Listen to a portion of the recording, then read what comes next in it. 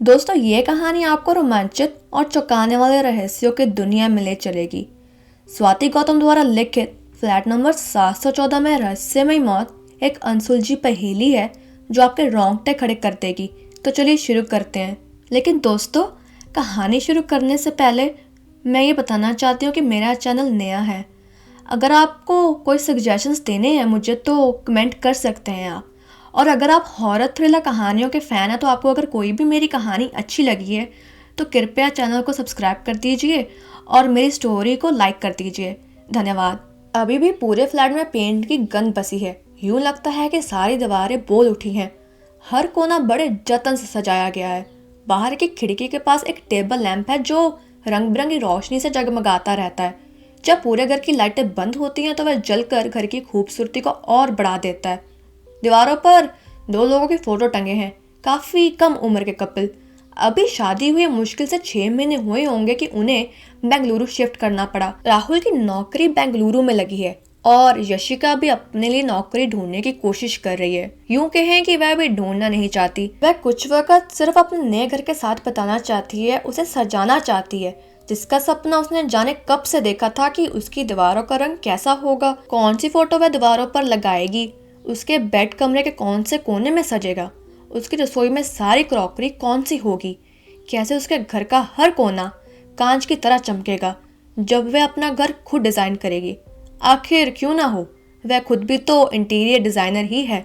उसके घर को देखकर लगता है कि हाँ, ये किसी इंटीरियर डिज़ाइनर का ही घर है। जब वह पहली बार राहुल के साथ घर को देखने आई थी वह ऐसा बिल्कुल नहीं था जैसा आज दिखता है। उसके आज के चेहरे को देखकर उसके कल का अंदाजा लगाना बहुत मुश्किल है। डीलर ने कहा था कि घर सस्ता मिल रहा है क्योंकि मालिक यहाँ नहीं रहता। घर की हालत तो खस्ती थी पर लोकेशन अच्छी थी। इसके चलते यशिका को घर पसंद आ गया। घुमावदार सीढ़ियाँ उसकी शोभा बढ़ाती थी। माना कि बिल्डिंग में लिफ्ट भी लगी थी पर सीढ़ियों की एक अलग ही रौनक होती थी। सीढ़ियों का इस्तेमाल हो ना हो लेकिन उनकी खूबसूरती घर में 4 चांद लगा देती है।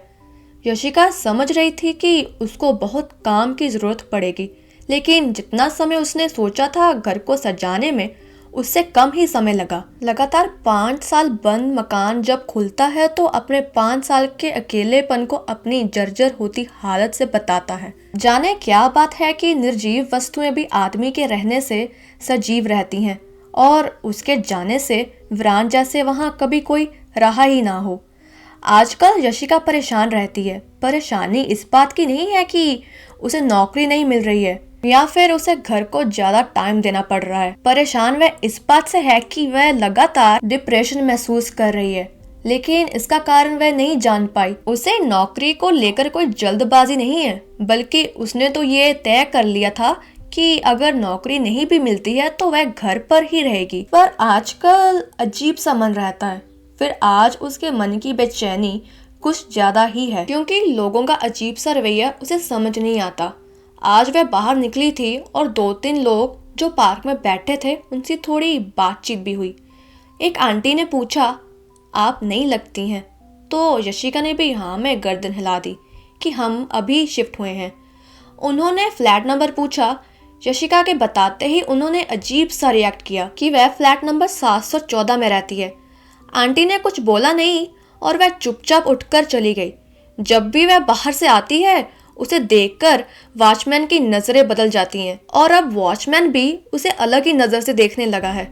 राहुल के आने पर यशिका ने राहुल को बताया कि उसके साथ आंटी ने कैसा व्यवहार किया और राहुल का कहना था कि यशिका, तुम बेकार की चीजों पर डिस्कस करती हो। आजकल लोग अपनी लाइफ में व्यस्त रहते हैं, उन्हें कोई काम होगा और पहली बारी में तुम लोगों से क्या एक्सपेक्टेंस करती हो। तुम्हें समझना होगा कि हम नए नए हैं तो एडजस्ट होने में टाइम तो लगेगा ना। अब तुम वॉचमैन की बातें लेकर बैठ जाओ। क्या तुम अब इतनी खाली हो कि तुम्हें वॉचमैन पर भी डिस्कस करना है? यशिका ने चुपचाप करवट बदल ली, लेकिन उसे नींद नहीं आई। उसने ड्रॉर से नींद की गोली निकाली। वह खाने ही वाली थी कि राहुल उठ गया। ये क्या खा रही हो? तुमने फिर से नींद की गोलियां खानी शुरू कर दी? नहीं राहुल, बस आज, मैं रोज नहीं खाती। तुम्हारे डिप्रेशन का कारण है कि तुम बेकार की बातों में अपना मूड खराब करती हो।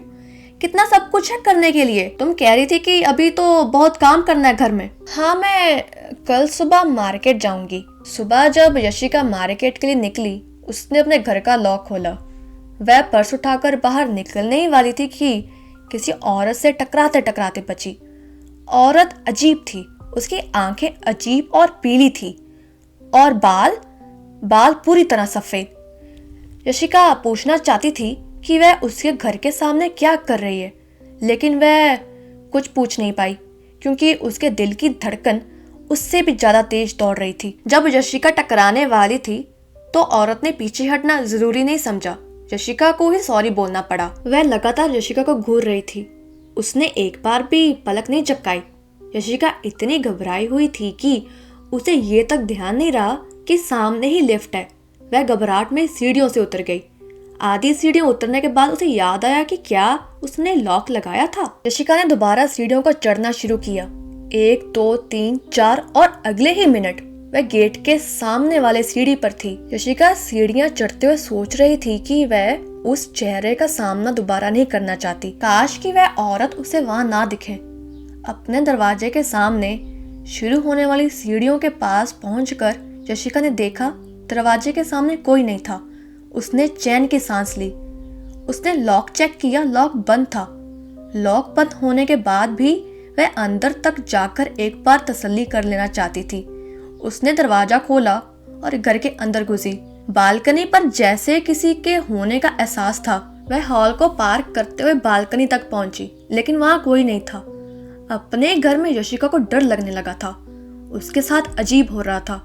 कोई ना होने के बाद भी उसे लगा जैसे वह औरत बालकनी में खड़ी है। यशिका ने दौड़ते हुए गेट बंद किया और वह लिफ्ट से नीचे उतर गई। उसे बहुत कुछ खरीदना था, लेकिन कहीं उसका दिल नहीं लगता। बस वह घड़ी में टाइम देख रही थी, जैसे इधर उधर बस टाइम पास कर रही है। वह 7 बजे से पहले घर नहीं जाना चाहती। यशिका चाहती है कि वह राहुल के साथ ही घर के अंदर घुसे, लेकिन वह राहुल से कैसे कहेगी कि घर में कुछ गड़बड़ है। उसके पास कोई सबूत भी तो नहीं है। राहुल उसकी बात पर विश्वास करेगा कि उसको बहुत अजीब लगता है। और आज तो उसे बहुत अलग एहसास हुआ। उसे बहुत नकारात्मक महसूस हो रहा है। जब से वह उस औरत से मिली है, तब से उसे 1 मिनट भी भूल नहीं पाई। जाने क्यों उसे अपने बेंगलुरु आने पर पछतावा हो रहा है। उसने राहुल को फोन कर दिया है कि मुझे मॉल से पिक कर लेना। वह कैफे में कॉफी का मग लिए बैठी है।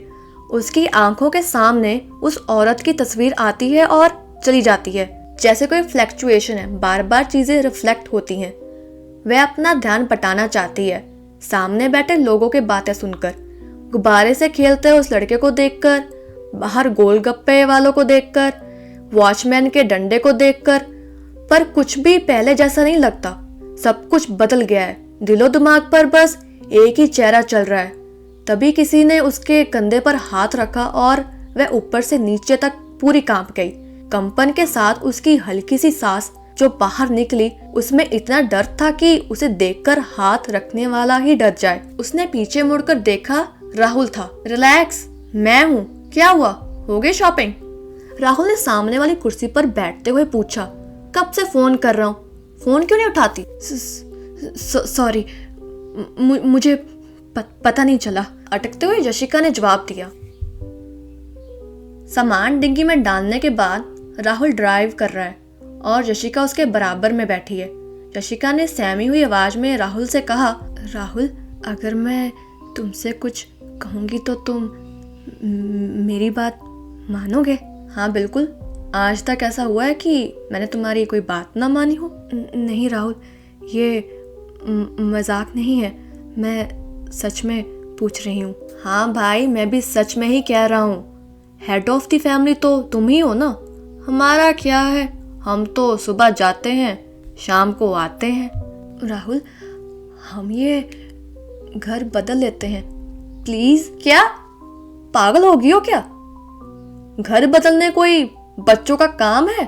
और फिर हम दोनों ने अपनी मर्जी से ही तो घर लिया था। तुम तो जानती हो कितनी अच्छी लोकेशन है। हमारी किस्मत अच्छी थी कि हमें इतने अच्छे दामों पर मिला। पता है ना कि ऐसी लोकेशन पर ऐसा फ्लैट 10 लाख रुपए से ज्यादा मिल रहा है। कुछ तो होगा ना जो ये 10 लाख रुपए सस्ता है। वहां आज मैंने एक औरत को देखा। हाँ तो वह बहुत अजीब थी, मतलब बहुत ज्यादा अजीब। उसकी उम्र 50 के आसपास थी और उसके सारे बाल सफेद थे। उसकी पीली आंखें थी। 50 के आसपास लोग अजीब हो जाते हैं और उनके बाल भी सफेद हो जाते हैं। उनकी आंखों में वह पहले जैसी चमक नहीं रहती है। यशिका, नहीं, तुम नहीं समझ रहे हो राहुल। तुम मेरी बात का विश्वास नहीं कर रहे हो।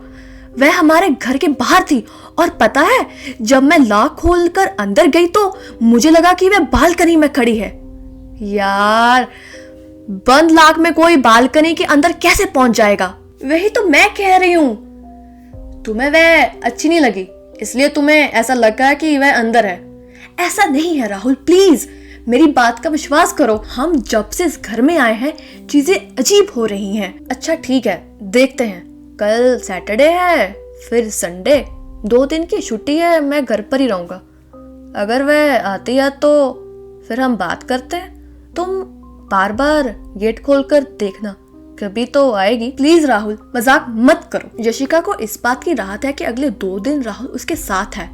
शायद 2 दिन के अंदर वह उस चेहरे को भूल पाएगी। इसी उधेड़ बुन में वह जाने कब घर पहुंच गई। राहुल ने घर की चाबी मांगी, तब उसे एहसास हुआ कि वह फ्लैट के सामने खड़ी है, पर्स में चाबी ढूंढ रही है और चाबी ढूंढते ढूंढते उसकी नजर गेट के दीवार पर बने स्विच के निशान पर पड़ी, जो उसने आने के बाद बनाया था। लेकिन वहाँ कुछ भी नजर नहीं आता। वहाँ कील भी नहीं, जहाँ उसने एक छोटी सी वॉल हैंग को लटका दिया था। वह बहुत गौर से दीवार को देख रही है। तभी राहुल ने कहा, चाबी दे दो ना यार। यशिका ने चाबी निकालकर राहुल के हाथ पर रख दी। राहुल ने चाबी गेट में लगाकर घर का दरवाजा खोला और यशिका सतबुद्ध रह गई। घर में पहले जैसा कुछ भी नहीं है। उसने जो इंटीरियर किया, उसने जो फर्नीचर खरीदा, वहाँ कुछ भी नजर नहीं आता। वह बिल्कुल ऐसा दिखता है जैसा जब वह पहली बार उसे देखने आई थी। कहाँ गया सब कुछ? पिछले कुछ दिनों में जो सब कुछ हुआ है, धीरे धीरे उसकी यादों से होता हुआ उसके दिमाग में चलने लगा है। कैसे जब उसने दीवार पर अपनी और राहुल की फोटो टांगी थी, वह टांग कर मुड़ी ही थी कि तीनों फोटो गिर गई। तीनों फोटो एक साथ कैसे गिर सकती है? और जब फर्नीचर आया था तो उसने बेड अंदर वाले कमरे में लगवा दिया और वह उस पर चादर बिछा रही थी। वह लगभग चादर को गद्दे में पूरी तरह से सेट कर चुकी थी, लेकिन तभी फोन की घंटी बज गई। वह फोन उठाने के लिए बाहर आई, लेकिन जब बात करते अंदर पहुंची तो चादर बेड से उतरी हुई जमीन पर पड़ी थी। और जब वह झांककर सोफे के नीचे से अंदर की तरफ गिर जाने वाला पेन उठा रही थी तो उसे अपने सिर पर दबाव महसूस हुआ, जैसे वह फर्श और सोफे के बीच फंस गई हो और अपना सिर नहीं निकाल पाएगी। इतनी सारी चीजें एक के बाद एक उसके साथ लगातार हो रही हैं, लेकिन उसने कभी गौर नहीं किया। दोस्तों, ये थी स्वाति गौतम की लिखी हुई कहानी फ्लैट नंबर 714 में रहस्यमय मौत। अभी तक की आपको कहानी कैसी लगी कमेंट करके बताइएगा, और अगर अच्छी लगी तो लाइक कर दीजिए। हॉरर थ्रिलर कहानियों के फैन है तो कृपया मेरे चैनल को सब्सक्राइब कर दीजिए। धन्यवाद।